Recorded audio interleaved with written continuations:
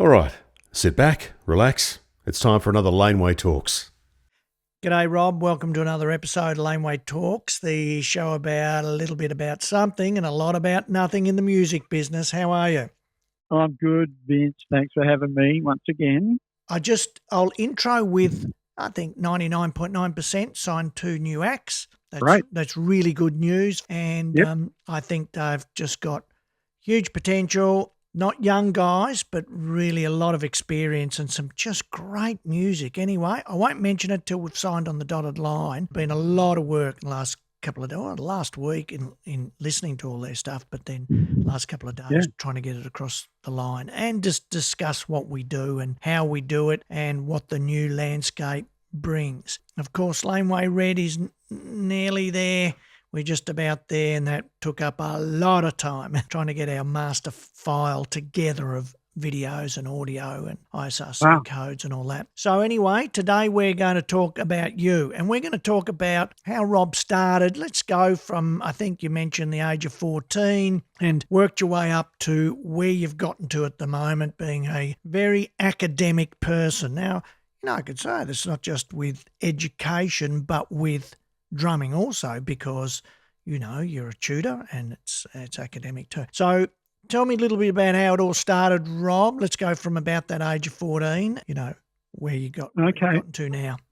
Right, just to give it all a wee bit of context, I've been awarded by university examiners a PhD, which is a Doctor of Philosophy. That means that I have the ability to clearly articulate my ideas at the highest level of academia. That's what that means in an academic sense. I also have original thought processes, which is unique to my discipline, and it's supported by rigorous research methodologies. Now, that's probably very academic, but I just wanted to press the beginning like that. A lot of the questions I've had about doing my PhD or my study at uni, of people have said, why? Okay, so to answer that question as simply as I can, because it's a big question, to satisfy my curiosity of working within the institution, because being a musician my entire life, from the age of 8, actually, I'd pick up a pair of sticks and I got my first tutor book, and I was hooked by what was in the book by the artist, which was Gene Krupa. Yeah. Now, Krupa is, I'll get into that a little bit later. I just want to put out a few questions at the start. It is a vocation too. You said, your curiosity and interest and all that kind of stuff. But in essentially doing a PhD and whatever, it is a vocation also. It's a part of your job, I think, too. Music industry, tutoring, and your inquisitiveness for the music business. Yeah, I mean, I've spent my life devoted to music. I play music, I write music, I perform music, and I document the process. And I've done that for as long as I can remember. As I said, I started at 8. What I do for a living is I teach. I work in a retail music store. I play in a band. I compose music. I write music for a drum line, which is more orchestral, I suppose you could put it into that way. I arrange music. I choreograph music. And I write my own original music as well. I play guitar, play keys, I sing, as well as play drums. Now, the reason I'm throwing all that out there is because what I do, in Frank Zappa's terms, is composition. It's the process of organisation, which is very much like architecture. As long as you conceptualise what the organisational process is, you can be a composer, right? Whether it be video, film, social engineering, music. And you come back to project object, which is a term used by Frank Zappa to describe the overall context of this type of work. Each project is whatever realm is connected or part of the larger object. So everything that I've done ever since I began is connected, right? As I mentioned Gene Krupa, and I mentioned music books and learning the instrument. I've done that all the way through, but I've always used Krupa as my guiding force, because I know that Gene Krupa started it all, right? He was the first creator of the storm of enthusiasm in show business in the 1930s. Right.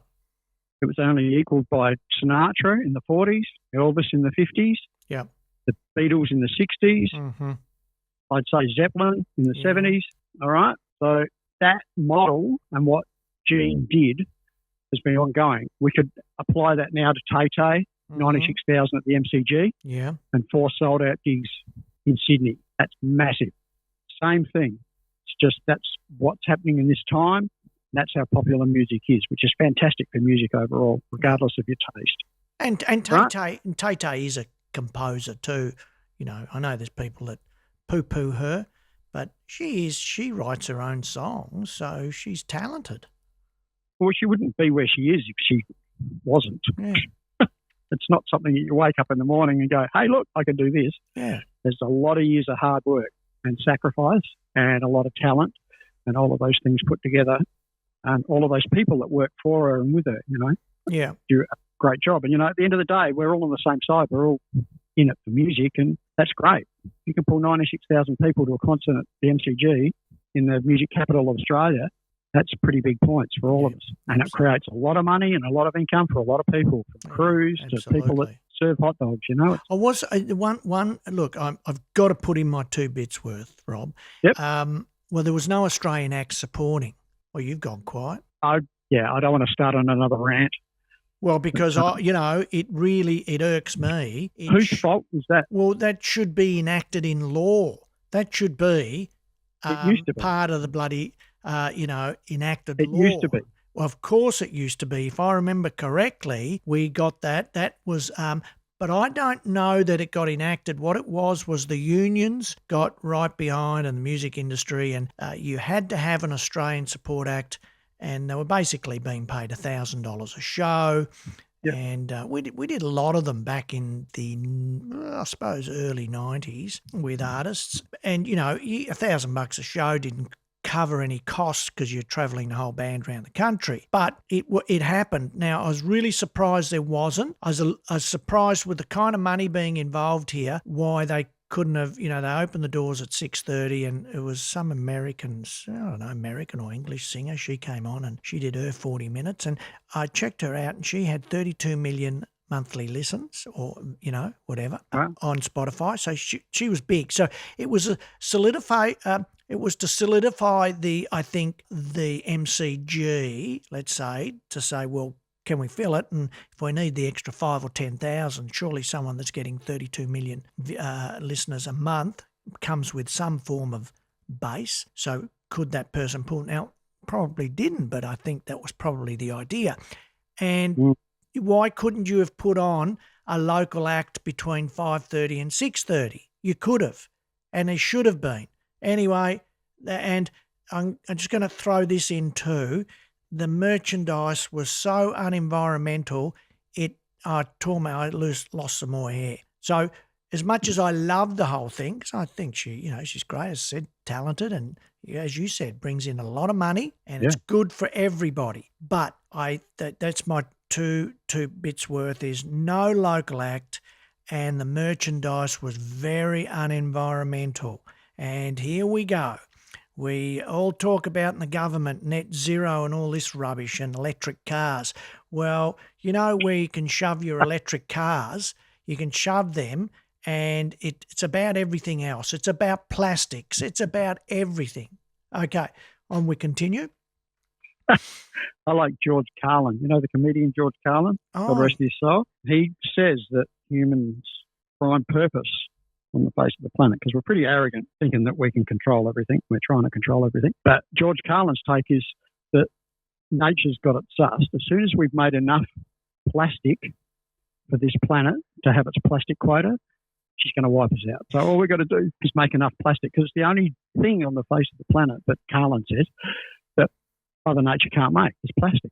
So as soon as there's enough plastic on the planet, bang, we're gone. Absolutely. Think about Coles and Woolworths, and you go in there, everything is in plastic, everything. Well, we could really make, again, the government would need to force this upon them, that you need to go in with your Tupperware to buy your deli or your meat or whatever. But what do you put it in? Well, you bring in your Tupperware. And that's what you do. And then when you buy it, they put a sticker on it. So you might need 3 Tupperware containers. Reuse. And, the amount, it drives me nuts. I go in there, everything is in plastic. everything. Unlike going to the shop in the 60s. Right?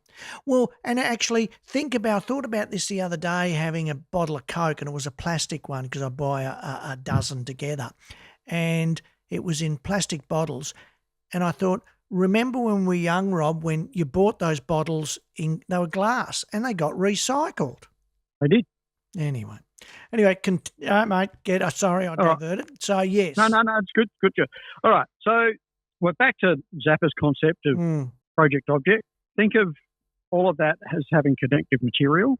In the project object, a novelist, for example, invents a character. If the character is a good one, he takes on a life of his own. Why should he only go to one party? He could pop up at any time in a future role, okay? So that's your context. The artist, Rembrandt, got his look by mixing a little brown into every other colour. No, I wouldn't have known that. I mean, that means nothing. The result of this obsessive inclusion was that look. Right? Interesting statement, that one. That's Frank Zappa from All About Music, page 146 of his book, The Real Frank Zappa. I'm referring to the Rembrandt. That's amazing. Yeah, absolutely. Yeah. But that's where the quote's from. So, yeah.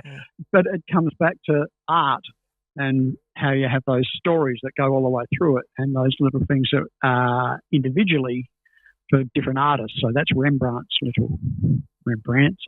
my positive twist on it. All right. The most important thing in art is the frame. For painting, literally, of course. For other arts, it's a figurative term. Because without this humble appliance, as in the frame, you can't know where the art stops and where the real world begins. You have to put a box around it. Otherwise, what is that shit on the wall? Yeah. Right? Yeah. Make sense? Yeah. So absolutely. if music is the best, what's music? All right? Anything can be music, but it doesn't have to become music. It doesn't become music until someone wills it to be music and the audience listening to it decides to perceive it as music. But most people can't deal with that abstraction, or they don't want to. They say... Well, I think that's thinking. You see, the word there is thinking. Yes. Do people really want to think? I think a big proportion of society educated on, I've said it before, on commercial radio, and that then comes from the major record labels, commercial music, and they are conditioned that you don't need to listen too hard because all the construction of the songs are a lot of things you've heard before. Now, once you get into a new form of a song, a construction of a song, it's new for a little bit until everybody starts using it, and then we all get used to that too. So you don't need to think too much. That's my take on that. Okay, I mean, once again, I'll go to quote Zappa. It's, for me, this chapter of hateful practices sort of sums that up. It's like the guys who are paying the bills want the tunes they are buying to sound a certain way to fit what your taste is, right? Now, that goes all the way back to classical. The king said, I'll chop off your head unless it sounds like this. Yeah. And the Pope said, I'll rip out your fingernails unless it sounds like this. Yeah. And the Duke, somebody else said another way. It's the same today. You won't get your song played on the radio unless it sounds like this. People who think that classical music is somehow more elevated than radio music, which comes back to a context that we've talked about many a time, should take a look at the forms involved and who's paying the bills, which we've talked about a lot of the time as well. Yeah. Once upon a time, it was the king or the Pope. Today, we have broadcast license holders, radio programmers, disc jockeys, and record company executives. Banal reincarnation. PROs, don't forget them. And, I'm talking, yes, banal reincarnations of the people who shaped music of the past. It's just what part of history we're doing to repeat. We're repeating it over and over again in the industry. But, all right, so where that leaves me is I like to write music, right? I like to write scores on paper. I like to arrange music. I like to pull it apart. I like to see how other people have played it, and so I can work it out and how my brain works in notes and numbers. I create rhythms, melodies, mostly in collaboration with other people, but I do write a lot on my own. I like how it looks. When you look at a sheet of music, that's a piece of art for me.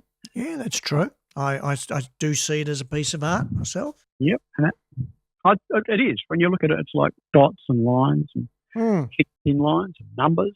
It's amazing, and it is. It's another language that was used to communicate back in the olden days when Beethoven, I'll say Beethoven, wanted his music played on the other side of Europe. They didn't have tape recorders and they didn't have the internet and they didn't have radio stations. So he had to write it down on paper and chuck it across the other side of the land. And they'd go, oh, that's how this goes. That was the way of doing that. All right. So as I've said, my first music book in 68 was Kruger's Drum Method. Know it well, yeah. It's a great book. And my book is written around that. Yeah. Right? My book, Foundations. I'm actually having a look here. I've written several books. I've got 1, 2, 3, 4, 5, 6 here that I haven't published. Yeah. But they're all works in progress they're completed, but I just haven't published them. Do you use those with your students? Well, I use my book, Foundations, with my students. Yeah. All the other books that I've written, Instrumental Percussion Teaching, Key Study of Methods Incorporating Technology and System Instruction, Effective Learning Methodologies for Drumming in Secondary School Education. Oh, wow, yeah. Yeah. So these are all the books that I've written and compiled. Maximising Educational Outcomes, Peripatetic Drumming Instruction, which means you go from school to school. Yeah. And there's another book, which is Summary of My Grad Cert, blah, blah, blah, blah, blah. I've got plenty of that written, and they're all either got credits, high distinctions from the university. So they've all been marked and academically approved. Yeah. You introduced me, when I sort of started, I would say 68. For me, in 1970s is when I first started playing. The first band I ever really sat in with was a band called Argus T, which was at our local church. Argus? Argus. Argus with then a T. Well, very good friends of mine, and we have it up on Laneway. We're in a band called Argus back in the 70s, and we get together still to this day on a regular basis about every 6 weeks for a barbecue and a chat and a beer. Of course, I have a lemonade because I don't drink alcohol. There you go, Argus Tea, and there was Argus Tea. And this was Argus. Anyway, go on, continue. Yep. And that was around, Buffalo Drive were playing at that stage. So, I got my inspiration from those guys. I also played at Brighton Calisthenics. I used to sit there and play with a piano player. So I had the rock and roll thing and I had the classical thing or the arranged drummy thing in that sort of context as well. A couple of guitar players, the Hefs, I started with at school. Then Billy Taylor and Malcolm Hay, I met in 74 at school, and I'm still friends with Bill. Mal passed away 4 years ago. He was the engineer that basically remixed all the Soldier stuff and Guest Song Studios. Yeah. Pete Donovan's the bass player. Now, we recorded 14 songs. I called that Working Project. Once again, it's... no, hold on. When did you record those songs? In 1982. Right, okay, great. But never released? Never released. Right. But you had One World, Another World, or whatever it's called, your album, had that come out? Watching the World? Yeah. No, this is pre that. All those songs are under the guise of the smell of dead ambition. I love that term. When you open the studio door and that smell hits you. Yes, I know that smell. And the rehearsal room smell, the two distinct smells. That's the smell of dead ambition. Yes, yeah. Think about that. I like it. That's really good. For a while, listeners, that was Malcolm's take, which is, God bless him too. Then when I joined the Modes, which was in 82, I was writing with John Gray, keyboard player, who's now, he writes musical scores for movies out of Sydney. And Carl Hughes has disappeared off into London somewhere. That was between 82 and 84. We recorded 8 original songs. Now, I toured with those guys pretty much for 2 years solid. That was with the Modes. Yeah. Those songs, one of them was played on telly and on the radio, a song called Never So Young, which was good, with Diane Dixon as our front person. She's got a brilliant voice. Yeah. Still to this day. She's just retired, actually, but still to this day. She's a wonderful singer. Then I moved to Melbourne in 84, and I moved in with a guy called Peter German, who was a bass player from a band called the Phantom Band at that stage. Mm-hmm. And I have a copy of their single that they recorded, and it's called Continental, and it's fantastic. They were one of the most... Never had an album, just a single? No, Simon, the guitar player, singer, songwriter, never actually released any of their material, which is a shame because it's brilliant. Well, interesting, around that time too was the Billionaires. Do you remember the Billionaires? Yeah, I do. Yeah, one single. Yeah, one single. But I went to see them play at a party one night, and I was blown away at how good they were. Anyway. Yeah, I did that with the Phantom Band. They used to have in Camberwell Road was the house, and I used to go over there and they'd have parties all the time. Yeah.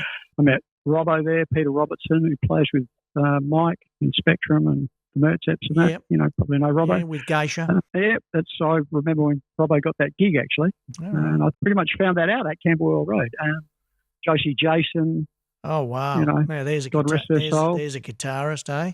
Yeah. Well, I met her at the, kitchen table at Camberwell Road. We do have some stuff Pam coming out with Josie Jason when she played with another guy, Graham Chevelio, who was in La Femme. He was in Teenage Radio Stars with James Freud and who's the model singer? So then Teenage Radio Stars, then to La Femme, and then a band called New Age. Anyway, he has got recordings with Josie, with him, and we're putting that out. So, yeah, I used to see her all the time. But I can't remember the name of the band. We saw the first gig that I did. Josie, Jason, and the Argonauts. It was before that, though. It was It was a gig on Princess Highway. It's on the corner just out of St Kilda. It was the first gig I ever did with the Soldiers. Not the Greyhound. I saw it. Might have been. Yeah, the Greyhound Hotel. Yeah, on the left-hand side. Yeah, that's when you're it. going down to Oakley or whatever. Yeah. She was unbelievable on guitar, wasn't she? She was. She was the happiest human on the planet. And you think, why does stuff like that happen to the happy people? We need lots of happy people, She used to do a lot of gigs too. She was playing everywhere. Yeah, she did. And Jimmy Hocking, I met there as well. Another one. And the band that we formed was with Peter German, Jim Hocking, and myself, which was kind of writing with Diane, and I played with those guys under the guise of the Astros for a while. But that never really worked for me. It wasn't, I don't know, I was in a different realm. That's when Gibbo from the Soldiers came knocking on my door, and as soon as I heard that demo tape, I went, I reckon I could do this. Yeah. So, and that was 84, 85 with the Soldiers, and writing with Steve, Chris, Jeff, and Mick. The EP had 4 tracks. The album had 10 tracks. We've got 14 demos, and then there's another 6 and 2 and 2. So there's another 24 songs sitting in the can. Wow. With the Soldiers. Yeah.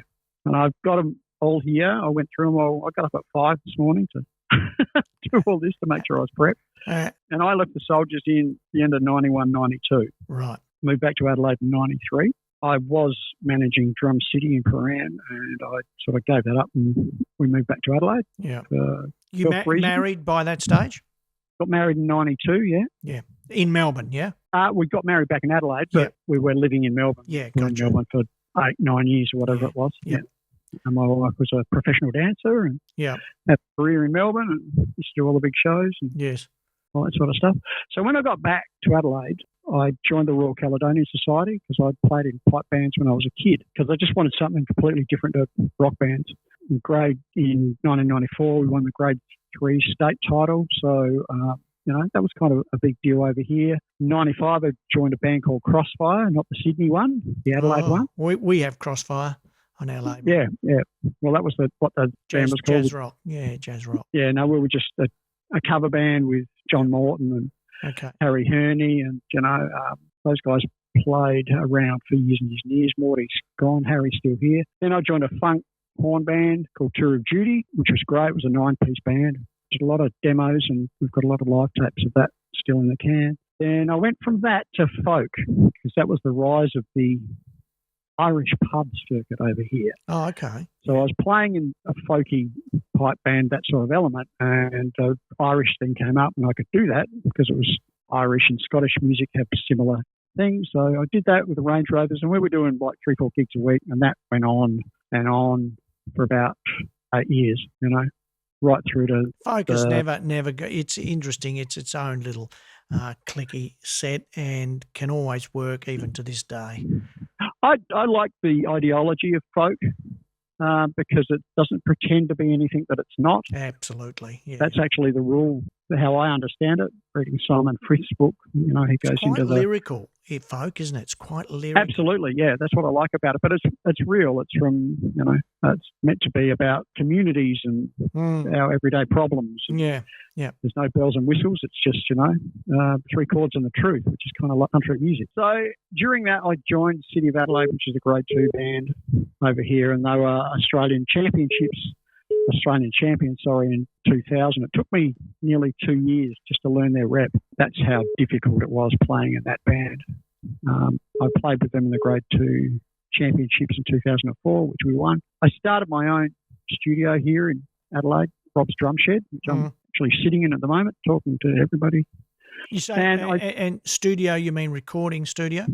Teaching, recording, rehearsing, all of it.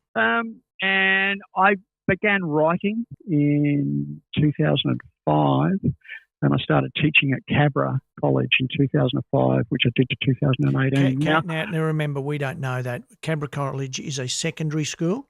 Is a secondary school. Okay. Yeah. It's a private school. Yes. That had a great music program. Yeah. It still has. And I got the job because I could teach drum corps because I was okay. adept. And I had 6 students when I started there, and I'd had a program of 50 students and 4 drum corps by the time I left. We won the University of Adelaide inaugural competition in 2012.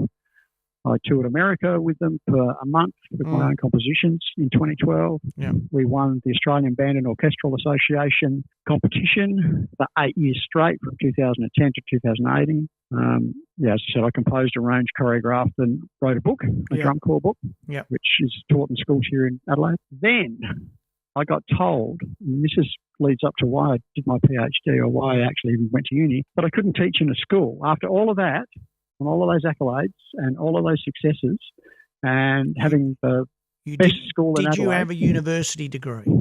Not at all. Right. Okay. There's number one problem with the system, right? You might be didn't a great have a drummer. qualification. Yeah, exactly. Yeah, but I was a great teacher. Yeah. Because of the success that I had. I'd beaten every other school in this state. And all of those other teachers I was competing against all had university educations. How come I? Well, the way I see it is that let's go to secondary school. To teach anything at secondary school, you do need a degree, and you need your extra qualifications if you didn't do it for education.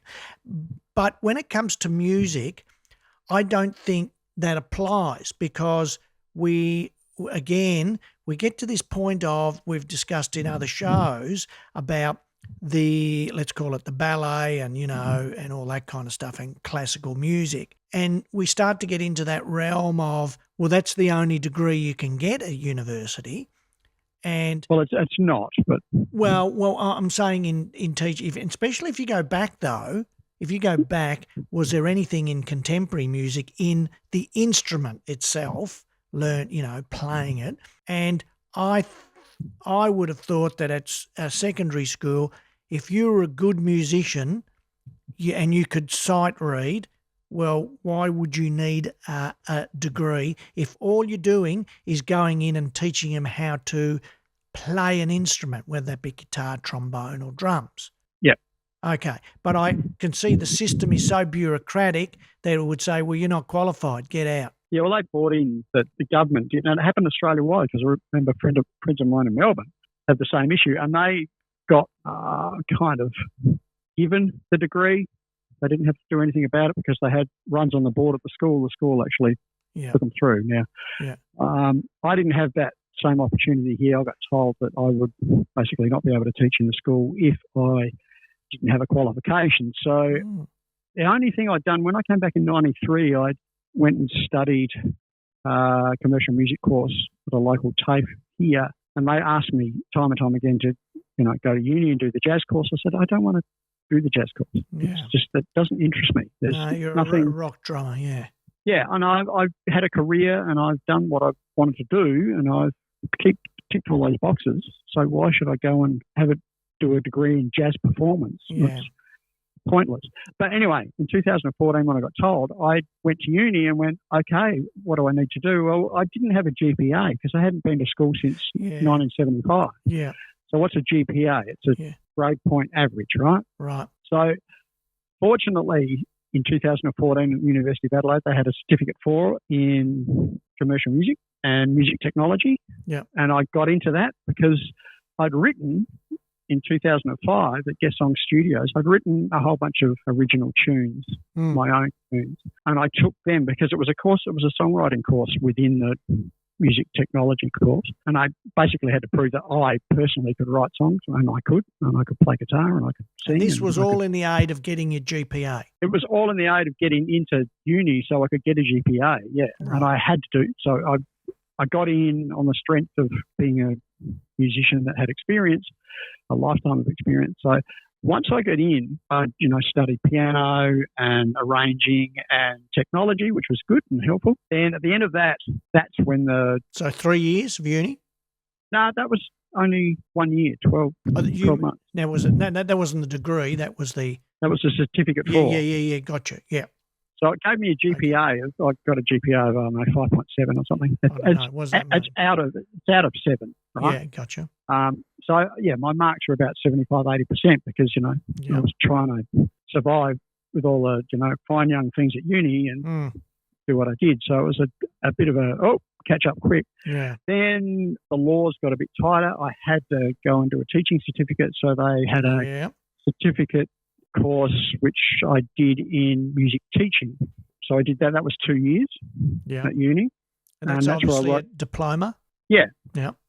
Yep. Well, it's a graduate certificate, which is different to a diploma. Right. I got credits and high distinctions, so my GPA went up to 6.5 or whatever it was. Then, because I had the experience in that 3 years, I spoke to them because there was another student over here, wonderful songwriter called Robin Hable, and she'd gone through the system, not actually doing a complete undergraduate course, but because she did a graduate certificate and she'd done a Cert 4, I got in to do my honours.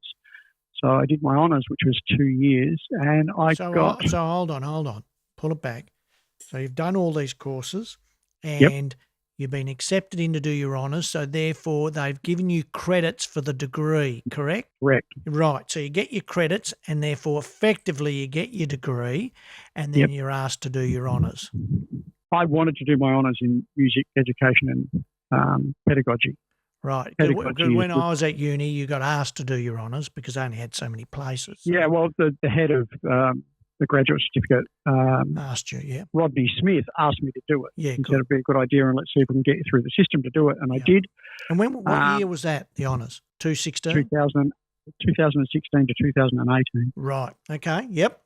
And then from there, I got credits and high distinctions, and I got my GPA went up to 7, which is 7 out of 7. Yep. So because I got first class honours, that's what they call that. Yep. I qualified to apply for a scholarship to do my master's. Yep. So I applied and I got in. When I did my first presentation, they asked me if I wanted to upgrade to PhD. Right. So I had to do another presentation for PhD upgrade. The difference between master's and a PhD is with masters, you have to have a very high level of understanding and the ability to be able to write or perform at an incredibly high standard. Mm-hmm. With a doctorate, it needs to be original and unique, your work. Mm-hmm. It can't be copied from somebody else. It needs to be an original approach. That's what doctoral originality is, like the big thing in getting a PhD. Right. Which I had because my research was about South Australian music industry, which had never been done at an academic level, and I included Melbourne in that and Australia, I suppose, to some extent. So I did that, and I've just passed that, which was 4 years that took me to do that. Right. Okay. And I mean, that's 4 years of part-time because you got to live, don't you? Or did you do it full-time? Wow. It was full-time, yeah. Oh, right. And it was a scholarship, so I got... you got paid or whatever. I got a stipend, I got funding to come over, actually, when I interviewed you and Mike Rudd and Craig Horn as well. Is there anywhere to go after your PhD, or is that it? That is the pinnacle? Well, that's the pinnacle. Yeah. As far as the highest form of education you can get, the PhD is it. Yeah. Now, the next level above that is to teach at university, which is where you're associate professor. Okay. And professor. That's where they come in. When someone says, "Oh, he's Professor Flapdoodle from University of blah blah," well, I mean, no disrespect when I say that. Just an example. That means they teach at university, but you have to go through the process. You have to be a doctor before you can get in the door, and then you've got to teach at a doctoral level. You're teaching undergraduate. for X amount of time. So you would be you'd have to be a lecturer for a undergraduate or a tutor in the undergraduate program degree. Yeah, One of those two. which I've done. I've already taught at university in 2016. So you've got that experience now. Yeah, I had that experience. Would you move to another state if a university, say, I don't know, University of Sydney had a job going, you applied for it and got it, would you move the family over there and go for it or not? At 63, I'd really have to think hard about that. Yeah, okay. It'd have to be worth it. Yeah, no, they're big decisions, Rob. Yeah, they are big decisions, yeah. But, and I agree with you. At 63, you've settled. But essentially the reason I've done all that and gone through that whole process, and I hope for listeners that's made it a little bit clearer about the process that you have to go through, is I wanted to actually see what it was like inside the institutions that I was constantly bagging because I just couldn't work out what the value was in any of it. But you're not bagging him anymore, are you? I'm not. No, not at all. And I'm glad that I had the experience and had the experiences that I've had. And I love learning. I love reading. I love writing. I'm very passionate about it. And there's so much more to learn. So after your name, what do we put after your name with a PhD? Or you put doctor before it, or you put after my name, PhD. Right. Okay. It's either one of the two, isn't it? So. Well, it's Dr. Robert Boundy or it's Robert Boundy, PhD. Right. Okay. Gotcha. Thank you. So just so we're clear. So look at, that whole story is a mouthful. It's a lot of hard work. It's a long journey. It is, and to even, in a sense, it's even harder when I say to you, well, would you take a job at the University of Sydney? I have to think about that at my age. That makes it even a harder haul because you've essentially done a lot of this for love. Well, when you think about it, because otherwise you'd be doing strictly, I want a job at the uni and that's what I want and I'm going crazy for it. But, unless it's at home, I get it because at our age, Rob, we're settled. And so that's a lot of hard work within that, and to keep your family going and keep an income coming in. Let's not forget, an income is what puts food on the table. It does, yeah. And of course I say to everybody when Rob came over, I was very impressed with his car. This guy's got a last model Holden Commodore wagon with all the mod cons on it. And I thought, gee, I said, where did you get this from? I mean, I love those last model wagons. They do. Yeah. Best car ever. I could go on a rant about that because I was only thinking about it a couple of days ago, how it was the Liberal Party and it was Scott Morrison that scuttled the car industry. Now, it could have just as easily been the Labor Party because they were all in cahoots together. They didn't want to contribute $1 billion a year to subsidies or tax relief for the car industry because they felt that was too much. And, of course, at the time, I went, you are insane. The skill sets that we're going to lose will be enormous and devastating to this country. And to this day, they are devastating. So, again, I can say it was Scott Morrison, but don't think I'm not referring, it would have been someone in Labor that did it. Nobody wanted to give the industry the money and the support, which we had to do simply to keep the skill sets in this country. Anyway, your car proves what quality, because, they weren't really quality in the prior years, Ford and Holden. It was made in Victoria too, which was lovely. But, those last models were just sensational. Anyway, but that is a real story, Rob, about you getting to where you are today.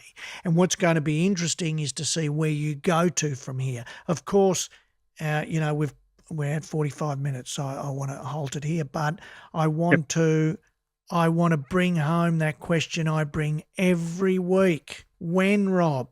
When will you finish the Sistine Chapel, as they used to say? Well, when will you deliver me a new song? And I mean a brand new song, not one that was thought of, 20 years ago and created then, but you're going to remix it or re-record it now. When are we going to get a new song from you guys? I can't definitely answer that question the moment. But as I said, the context of this whole thing was like, a work in progress. It's an ongoing thing. That Will you record with someone else in Adelaide so that we can get to know Rob's drumming, which is so important around all this? As I said, I have. I've recorded lots of it. I just haven't released it. No, but that's going back. I mean, new recordings, listening to Rob Boundy playing drums now. Yeah, but I was in Guest Song Studio from 2005 to 2019, and we recorded 40 songs. Right. Now passed and wasn't able to finish those songs, but they're all in the can. I mean, I spent 12 years doing that. Are we going to see any of those songs? Well, I've got them all. No. Now, look, this is not a journalist interviewing a politician who then just backs off like that because, journos are useless to me. And they got a degree and they consider themselves quite above everybody else. I want to push you on this, Rob. Don't give me that. Will we see? The real answer is, Vince, and I said this to you yesterday on the phone, it's time management for me. I'm time poor. Yeah. And you hit the nail on the head. We've got a house and a mortgage, and I've got to go out and work to do that. And I work in a music store and I teach to do that. And I'm at the moment, the past couple of months, I've been working 7 days a week. Yeah. So having a break and trying to squeeze in any of it, even to get in Power Hungry. Yeah. We're shooting a video for that at the moment. I'm actually writing out Power Hungry because it's what I like to do with my compositions, because it's still, for me, an ongoing journey of self-discovery. And I'm not writing anything new, as you say, because I still don't think I've finished exploring and understanding what I've done in the past. I just want to make it better by constant self-analysis. Well, if I was to look at music from the Virgin Soldiers, which I'm looking up right here in our catalogue, once it comes back, because it's the database is slow as hell, and I go Virgin Soldiers. Let me see. So we put out the lost demos. So what we had, we had Watching the World, Virgin Soldiers, the EP, which had a cover song on it. I never understand that with cover songs, but come together. Yeah. See, that was the brain surgeon saying, "Oh, they need something to relate to." Oh, yeah. Okay, but I mean, I love playing "Come Together" because it's one of my favourite Beatles songs. And then we had Virgin Soldiers Live 2019. That's it. Then we had the Lost Demos. Yep. Then we had Junkie's Paradise, great cover. And then we've got Power Hungry.